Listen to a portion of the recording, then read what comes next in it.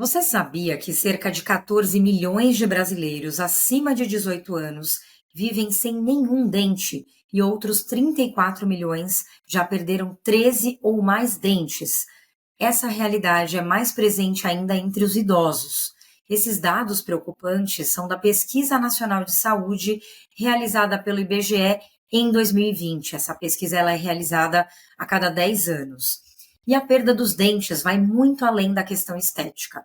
Ela pode afetar a saúde como um todo. Isso porque as infecções bucais aumentam o risco de problemas cardiovasculares, diabetes e doenças respiratórias. Ainda tem muita gente que morre de medo de ir ao dentista, mesmo depois de adulto. Quando ouve aquele barulho forte da broca, tem vontade de sair correndo. Vamos desmistificar isso e entender a importância de cuidar da saúde bucal desde criança para prevenir problemas? Oi, gente, eu sou a Carolina Cassola, jornalista e criadora do Pode Falar de Saúde, um espaço para a gente entender juntos sobre saúde integral, de uma forma simples e clara. No YouTube você pode se inscrever no canal Pode Falar de Saúde ou acompanhar o podcast na sua plataforma de preferência. Segue também lá no Instagram, Pode Falar de Saúde. Curte e compartilhe esse conteúdo com quem precisa ouvir e deixa seu comentário. Essa é uma produção em parceria com a RWCast, a central de podcasts do Grupo Rádio Web. Bom, a nossa conversa nesse episódio é com a doutora Sandra Regina Pereira Silvestre, que é odontologista pela Universidade Federal de Santa Catarina, especialista em ortodontia, mestre e doutora em odontopediatria. Tudo bem, doutora Sandra? Muito obrigada aí por aceitar o convite para participar dessa edição. Tudo bem, muito obrigada pelo convite, é um prazer estar aqui com vocês. Legal, doutora. Vamos começar primeiro explicando um pouco, né, para as pessoas entenderem quais são, eu até falei um pouco ali na minha abertura, né, mas quais problemas de saúde ou mesmo bucais, né, até para a gente começar falando um pouco dessa parte da boca mesmo, que essa perda dos dentes ela pode causar, né, que vai além dessa questão estética. Certo. Então, Carolina, a perda precoce, dos dentes, ela pode levar a uma mastigação inadequada dos alimentos. A gente sabe que a digestão, ela já se inicia na saliva, então ela começa pela boca, então ela pode já causar uma digestão incompleta, levando a problemas gastrointestinais, problemas de má digestão, de refluxo, além de a alteração da formação do arco, trazendo problemas oclusais, desequilíbrios oclusais, dificuldade de fala de algumas palavras específicas, alguns fonemas específicos, isso pode ser alterado, dores na articulação temporomandibular, então são problemas que realmente podem ocorrer durante esses momentos na perda dentária. Sim. E doutora, bom, esse cenário do Brasil, ele é super preocupante, né, que ainda tem muita gente ainda perdendo os dentes, mesmo a gente tendo evoluído bastante, acho que nessa questão mais didática, de conscientização, né, da saúde bucal, mas claro que se isso tem acontecido muito entre os idosos, é porque é uma geração também que acho que faltou muita informação, né?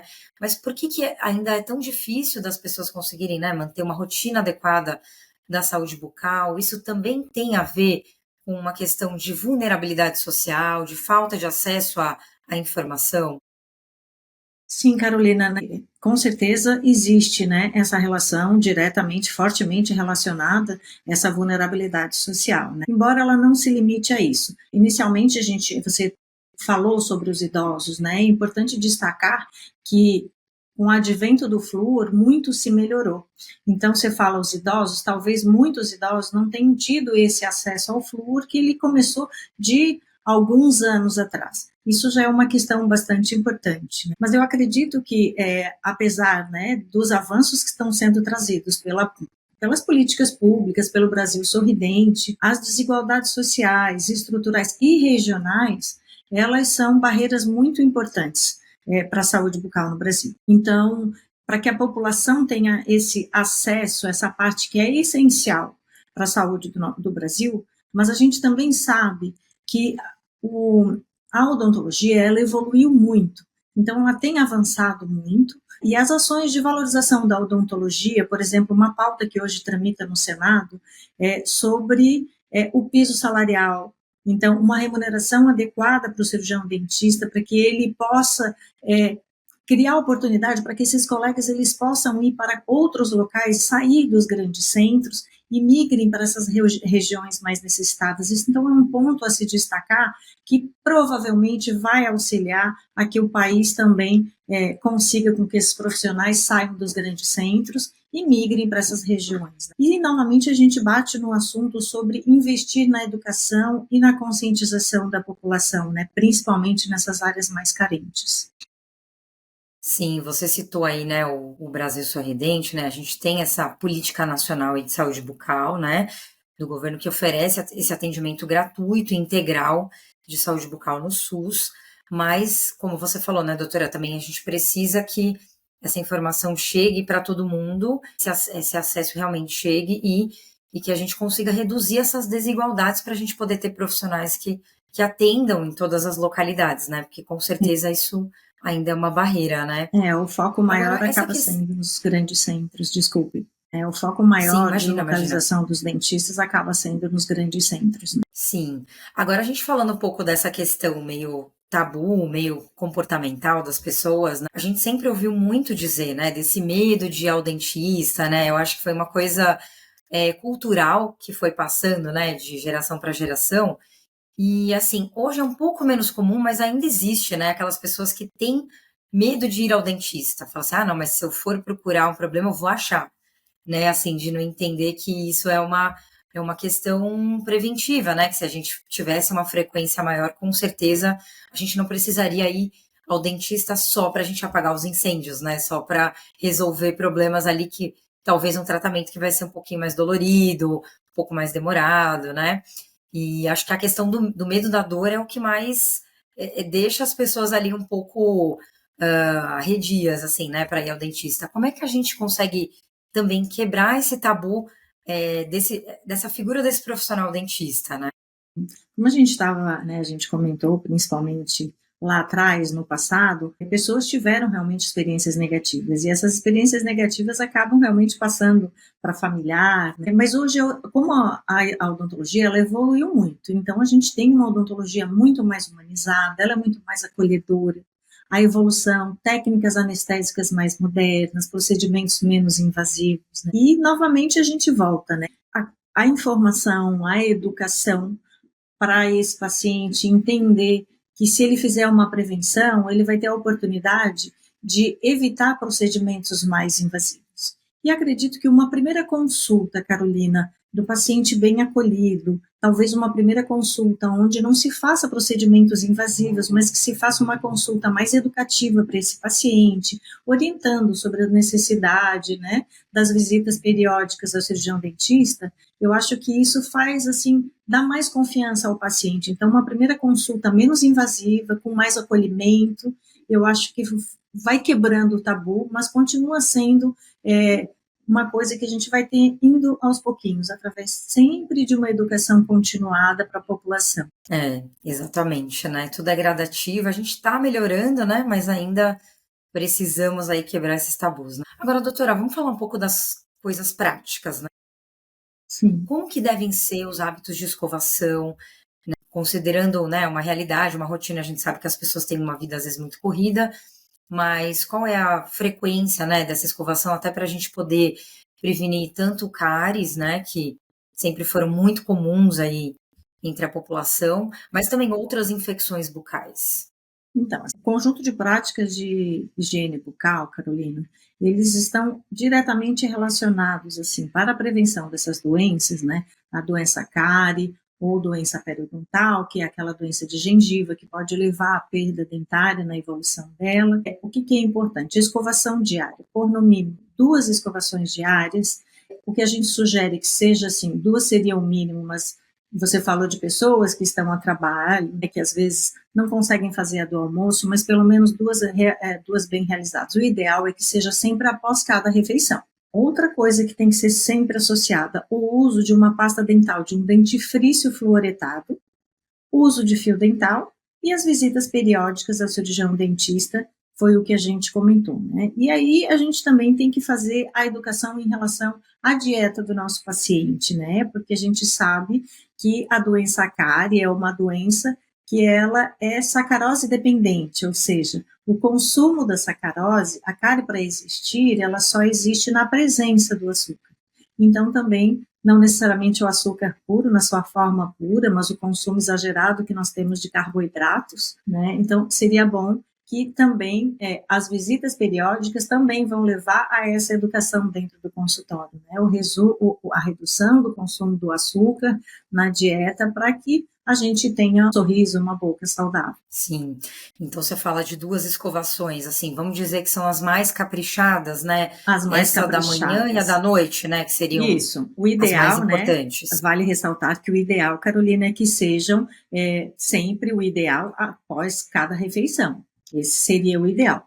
Mas vamos colocar hipoteticamente, pacientes que eles não conseguem higienizar após o almoço. Lembrando que a principal escovação é a noturna, né, que é um momento em que a gente fica várias horas, há um período de redução salivar enquanto a gente dorme.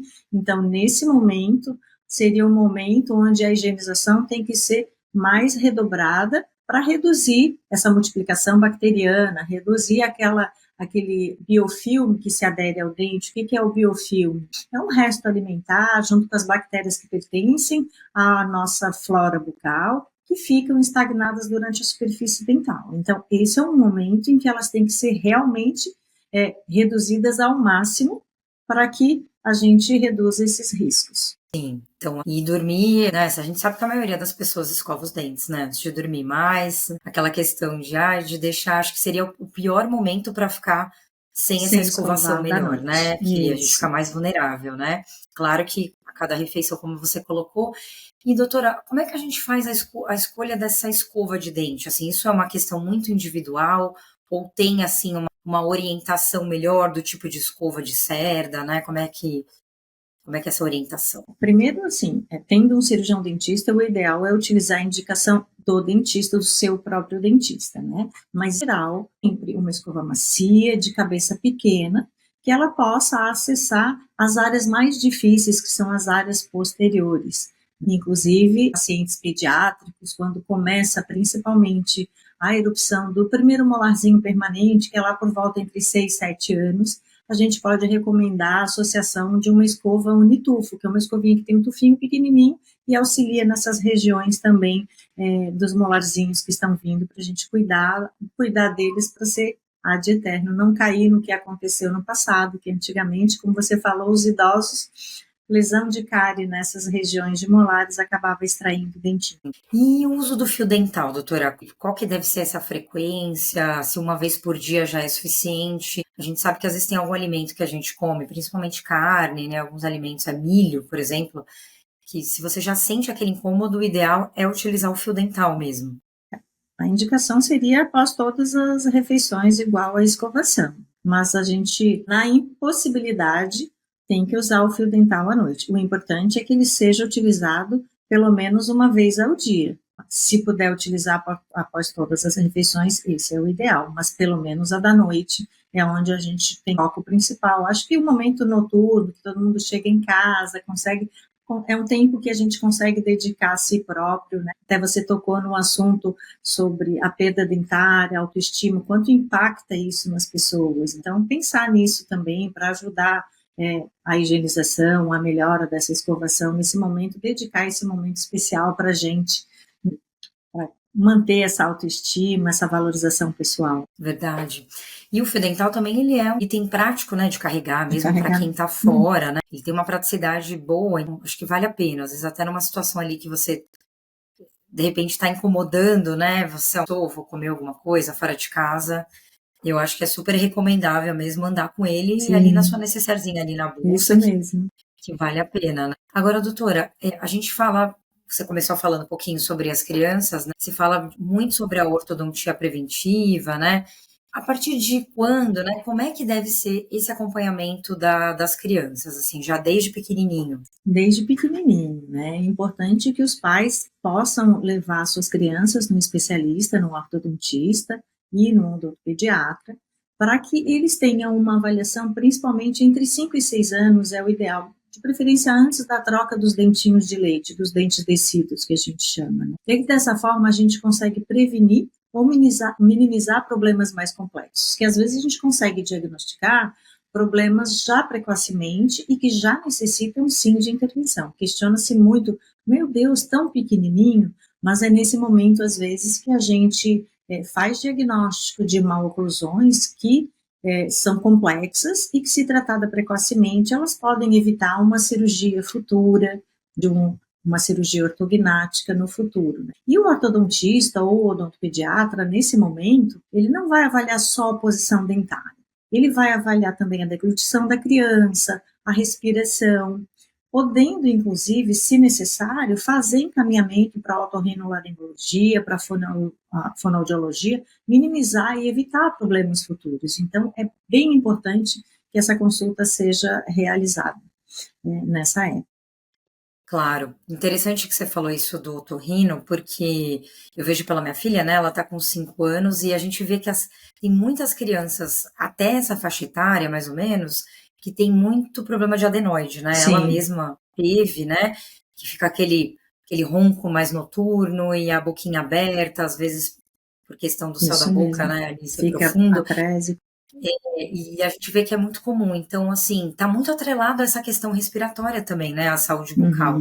Então, a gente Muito. tem que estar bem atento aí com esses sinais que eles apresentam, né, e ver se isso está persistente para fazer bem esse acompanhamento meio que parceria mesmo, Isso, né? é multidisciplinar, né? É um atendimento multidisciplinar. Você tocou num assunto ali, né, de adenoide. Algumas crianças realmente elas têm edema de adenoide. Todos nós nascemos com adenoide, importante destacar, né? Mas algumas crianças apresentam aumento desse adenoide, às vezes por um fator alérgico. Como ela é autolimitante, ela pode, durante o crescimento, desobstruir essas vias aéreas, mas isso é importante que tenha uma avaliação do otorrino, porque a respiração, ela implica no desenvolvimento do crescimento da maxila. É muito importante, então, esse desenvolvimento, para que a postura da língua esteja, que a criança durma com a boquinha fechada, levar em consideração, e é importante também destacar, Carolina, que o ronco, ele não é normal, idade nenhuma. O paciente, independente de criança ou não, se ele ronca, há alguma desarmonia nessa tríade de respiração, deglutição, nessa formação toda, arcos dentários. Então, é importante que realmente a criança também receba essa orientação para que procure o otorrino e que, se um adulto estiver nos ouvindo também, se ele ronca, ele também tem que procurar profissional especialista na área do sono. Tem os otorrinos, tem os ortodontistas, dentistas já direcionados para essa parte, para tratar também, porque não é normal. Sim, e você falou da deglutição, né, doutora? A gente às vezes vê que eu mesma até na infância foi importante ter detectado um problema ali de deglutição, que aí a fono precisou entrar em ação para poder melhorar isso, porque às vezes não adianta a gente só fazer ali um tratamento ortodôntico, né, com aparelho, enfim, mas para entender toda essa dinâmica mesmo da deglutição com a língua no lugar certo, para não empurrar os dentes, né? Eu, por exemplo, fazia muito isso. Então, a fono também aí é uma profissional importante, né, também de estar bem alinhado aí, né, também com o odonto, né? Agora, essa questão do uso da chupeta, a gente sabe que é uma polêmica e, assim, existe bastante essa frequência do uso de chupeta na infância, né? Quais são, assim, os reais prejuízos que ela pode trazer para a saúde bucal das crianças, né? Existe uma idade ali limite que essa criança possa, assim, já que ela chupa chupeta, né, para não prejudicar tanto essa dentição, enfim. Sim. O ideal seria que a gente não oferecesse a chupeta, né? Que a gente estimulasse o aleitamento materno e que isso fosse o suficiente, né? Para acalmar, para passar na criança, diminuir na criança a necessidade da sucção. Mas nem sempre isso é possível.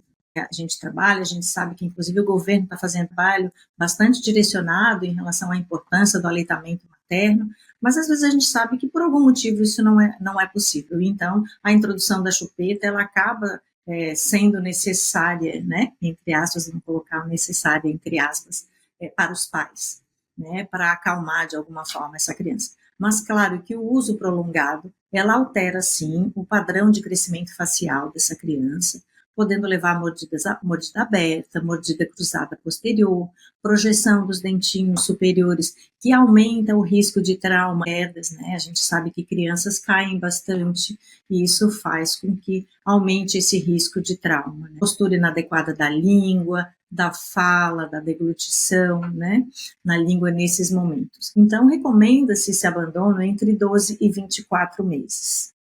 Mas o ideal é que a gente estimule o aleitamento materno para que essa criança não tenha essa necessidade. Mas nem sempre essa realidade, a gente consegue seguir essa realidade. Então, a gente tem sim que dar alternativas aos pais para saber que em alguns momentos o abandono será necessário, pode ser difícil, mas a gente, com amor, com carinho, com colinho, a gente vai conseguindo auxiliar a criança no abandono da chupeta. E aí tem também, eu estava lembrando aqui também da mamadeira, né? Minha filha, por exemplo, ela não chupou chupeta, mas a mamadeira foi uma coisa ali que teve depois de um tempo ali um apego com essa mamadeira. Isso também pode impactar, né? Sim, a mamadeira da mesma forma. Eles fazem sucção, então eles contraem mais o músculo da face, o posicionamento da língua fica baixo, fica anteriorizado, várias coisas prejudicam, né? Então, tanto o uso da chupeta quanto a mamadeira, a gente planeja o abandono mais ou menos nessa idade. Certo. Agora, doutora, a gente tem algumas manias, né, que vão sendo criadas desde a infância e acabam perdurando aí pela vida adulta. Eu acredito que está muito atrelada à questão de ansiedade, né? Que é essa questão de roer as unhas, né? Ou mesmo a pelinha da unha que a gente fica colocando, né, toda hora assim na boca, né? Puxando com o dente. Ou mesmo, a gente ainda vê muita gente, por exemplo, com caneta na boca, né? São manias que a gente vai criando e que às vezes a gente nem percebe, né? Que vira um vício mesmo. E isso também pode prejudicar a nossa saúde bucal? Sim, a gente chama de hábitos parafuncionais, né? Que não são hábitos que a oclusão, o toque dentário, ele tem que existir durante a mastigação. Fora isso, ele foge o padrão ideal para o toque dentário. E eles geram, sim, causam desgastes, trincas, fraturas, fissuras nos dentes. Então, é importante orientar que a gente tente a redução desses hábitos de alguma forma, né? Tratando a ansiedade de forma que a gente não faça, porque isso sim prejudica e pode levar a fraturas e às vezes até perdas dentárias. Sim, eu não sei se algumas pessoas, ela além de ter esse apoio psicológico mesmo, não sei, atividades que possam tentar relaxar para você evitar de ficar recorrendo a esses vícios, né? Que é difícil mesmo a gente tirar. É difícil, são hábitos vício, mesmo, né? Remover um hábito é muito difícil, né? Seja ele sucção de chupeta, de mamadeira, roer unha, caneta, são hábitos que realmente difíceis da gente modificar. Mas há uma forma, aos poucos, a gente buscando isso, tratar essa parte da ansiedade, principalmente nesses hábitos parafuncionais. E, doutora, qual que é a frequência que seria ideal aí para a gente frequentar mesmo um dentista? Isso depende muito da condição dessa pessoa, mas vamos considerar uma pessoa que tem uma saúde bucal saudável e, de repente, outra que talvez apresente ali alguns problemas, seja dessa parte de ortodontia, de aparelhos, enfim, que às vezes precisa ter um acompanhamento ali mais pouco mais frequente, né? Mas qual que é a recomendação? Então, Carolina, assim, a odontologia evoluiu muito e mudou. Antigamente se falava muito, vamos de 6 em 6 meses ao dentista. Hoje, os diagnósticos em relação à doença cárie e à doença periodontal, a gente recomenda o retorno ao paciente de acordo com o perfil desse paciente. Então, você falou, paciente saudável. Então, vamos falar um paciente que ele é um paciente livre de cárie, que ele não tem uma doença periodontal, isso é uma recomendação individual do dentista, mas, em geral, a gente faz avaliações, Carolina, de índice de sangramento gengival, índice de placa visível, e é diante disso que a gente faz hoje em dia, quando será o retorno desse paciente. Então, hoje é difícil de eu te dizer, tem paciente que ele vai precisar ir uma vez ao dentista por ano, mas tem paciente que ele vai precisar vir de 3 em 3 meses, que ele pode vir hoje e apresentar uma gengivite inicial, um sangramento, e eu vou passar as orientações de higienização para ele, para o adulto ou para a sua família, né, quando criança, e eu gostaria de ver esse paciente 2 semanas, 3 semanas. Então, o diagnóstico dessas duas doenças elas têm pesos que elas são cadastrados pelo cirurgião dentista. Então, é o cirurgião dentista que vai dizer, olha, você precisa retornar em 6 meses, em 3 meses, em 2 semanas ou em 1 ano, entende? Porque ele está na dependência direta dessa avaliação. Então, hoje é difícil eu te dizer, olha, vá ao dentista de 6 em 6 meses, que tá ok. Não, ele depende da avaliação individual de cada paciente. Então, ficaria difícil eu te dizer, mas o que eu digo é, vá ao dentista. E a partir deste momento, o cirurgião dentista pode, individualmente, colocar esses retornos para o paciente. Sim, ou seja, não fuja do Não dentista, porque ele, fuja. Ele é amigo. tem que ser o nosso aliado, né? Isso, ele é Exatamente, né, amigo, doutora? né? A gente percebe que acho que hoje mesmo no tratamento, no acompanhamento, né, não necessariamente tratamento, mas no acompanhamento das crianças, já existe uma abordagem muito mais lúdica, né, assim, hoje a gente tem muitos dentistas que já têm ali o consultório todo, né, lúdico, assim, preparado para a criança, para tornar aquele ambiente mais acolhedor, né, a gente vê que tem profissionais já mais preparados ainda para dar esse atendimento, que eu acredito que isso depois, pela vida adulta, vai se tornar como uma coisa boa, né? E assim, Boa. eu estava falando aqui muito da minha filha, mas eu vejo assim que ela tem uma associação muito positiva com o dentista, né? Porque o que ela lembra, ela não lembra necessariamente da limpeza, tá? Assim, lembra, né? Mas o que ela acha mais legal era porque tinha brinquedo, porque tinha isso, porque tinha aquela boca grandona que você vê como é que faz a escovação. A gente tem hoje elementos que ajudam um pouco a tirar um pouco esse estigma, né? Exato. E trazer mais próximo e um momento ali um pouco mais acolhedor, que não nem sempre de dor, né? Que a gente espera poder ir ao dentista Com certeza. sem necessariamente passar por nenhum procedimento que cause dor, né? É isso, essa parte mais lúdica, né, com esse acolhimento que tem, hoje a gente lança mão de televisão, de musiquinha, de brincadeiras, para trazer essa criança para perto, para fazer esse acolhimento mesmo, para passar uma mensagem bastante positiva, para que se crie essa mensagem positiva e que a gente construa esse vínculo com a criança, de forma que ela se sinta segura, que ela não tenha medo, e que durante, ou se necessário, que há necessidade de algum procedimento, ela tenha confiança nesse dentista. Eu acho que é o mais importante, né? É criar essa relação de confiança com o seu cirurgião dentista. Legal, doutora Sandra, te agradeço muito aí pelos esclarecimentos, acho que foi bem didático, muito legal, obrigada aí pelo seu tempo, espero que tenha ajudado aí muita gente a se conscientizar mais sobre esses hábitos de escovação, para a gente não esquecer que a nossa saúde bucal, ela tá ligada a todo o nosso corpo, né, todo o nosso organismo. Isso, ela está diretamente relacionada ao restante de saúde do nosso organismo, a saúde geral. Eu agradeço, Carolina, o convite, sigo à tua disposição, muito obrigada e muito sucesso para o teu programa. Obrigada, doutora. Se você gostou desse conteúdo, curte e compartilhe. Segue também o canal no YouTube e no Instagram, @Pode Falar de Saúde. E aproveita para conferir os episódios anteriores também, tá bom? Até o próximo!